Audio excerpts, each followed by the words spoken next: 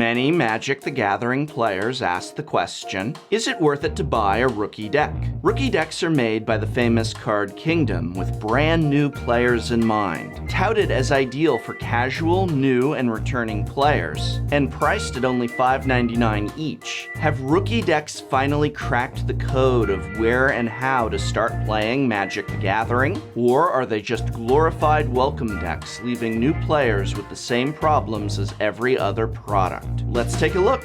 But first, a quick word about this video and this channel. As you know, this channel is sponsored by Card Kingdom, and this product I am talking about today is made by our sponsor. As always, while Card Kingdom's support of the channel is appreciated, this video and my evaluation are just that, my own. Card Kingdom did not even get an advanced screening of this video. They have no idea what I'm going to say or what my opinion and evaluation is. Now, if after this video you do want to check out rookie decks, there's a special link in the video description that takes you right to them and also tells Card Kingdom that you came from me, which helps convey to them that support of this channel is worth it. You absolutely don't have to use this link to check out rookie decks, but it does help show the value of the channel if you do, and so I thank you. And now, let's begin with what are rookie decks? Rookie decks are simple 60-card decks made primarily for new players of Magic the Gathering. Containing commons and uncommons, like battle decks, they are not a part of any specific format. But unlike battle decks, they are constructed not from draft archetypes, but instead with the very basics of gameplay in mind.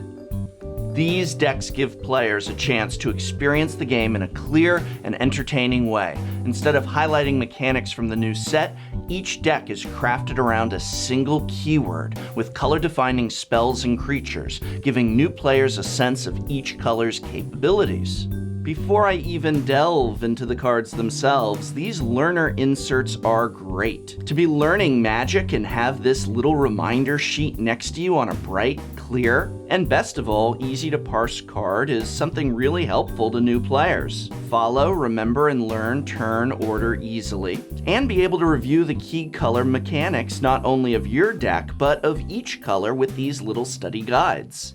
In addition to the inserts, all rookie decks come packed in the clear plastic case, so you also get a basic storage box for your rookie deck, along with the ready-to-play beginner's 60-card deck. That is a lot of value for $5.99. Or is it?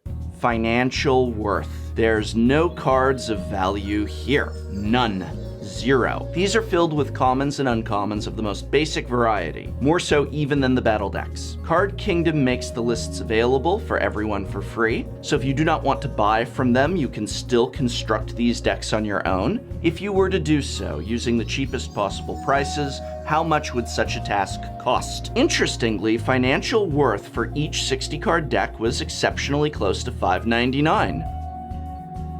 As you can see, the green and white decks were a few cents below $5.99, while the others were a little above, but all within such a close range, pennies really, that I feel very comfortable saying that in order to build these decks on your own, you'd be paying essentially the same as buying them from Card Kingdom.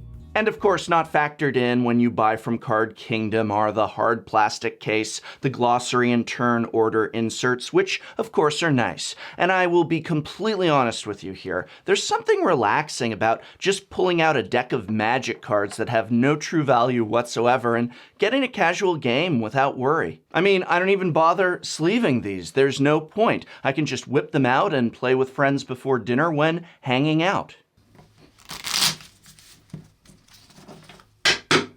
Ah, the feel of shuffling Magic cards without sleeves. That is such an exciting sensation. And but just what is gameplay like, and who are these decks really for? Gameplay. Now is the part where I surprise you by saying, these decks are not for you. That's right, rookie decks, inexpensive as they may be, are very likely not to be of any interest to you, even at the low price of $5.99. Why? Because rookie decks are made for rookies, and if you are watching this video, I am fairly certain you already know how to play Magic the Gathering, and probably already own a few decks of some variety.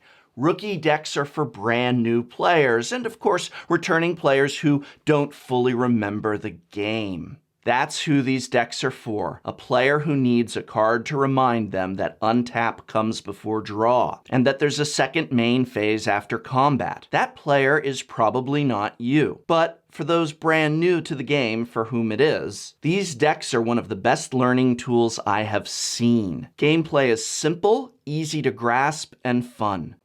I mean, this is such a part of their design that they come with inserts that guide you through and even define the various phases of a turn, giving the player essentially a cheat sheet for what vigilance or haste does. It's high school magic, if that makes sense. In fact, I really did feel transported back to high school as I agonized over blocking one of my opponent's 2 Sengir vampires with my giant spider. Good thing I had a giant growth. So compare this to trying to learn off of a Planeswalker deck, which has a sample of commons and uncommons and a few rares from the current set. Well, in that case, with the Planeswalker deck, a brand new player would have to, on top of learning the phases and attacks, grasp concepts like vehicles and energy, fabricate, improvise, and revolt, all while trying to understand just what a Planeswalker card even is. Yeah, I don't consider that method of Planeswalker decks an effective tool for one that is likely still tapping their creature to have it block. But the Rookie Red deck with its lightning-fast construction around haste is not an ad for the new set, but instead is a carefully constructed learning tool and fun gameplay experience for new players.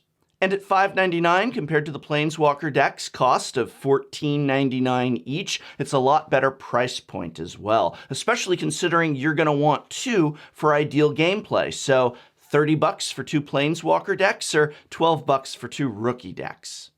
Final conclusion, as a starting tool for new and returning players, rookie decks are excellent. Complete 60-card decks with playsets of individual cards, which focus on a single mechanic that is easy to grok, and complete with card-sized inserts that aid in understanding the phases of a turn. These are one of the best products to begin learning the game with. However, their introductory design is not going to be of interest to most players, who already know how to play. While gameplay is fun and is reminiscent of perhaps those first decks we made back in high school in the 90s, experienced players are probably not going to need or want these. The grade, specifically as a product for brand new and returning players, A-.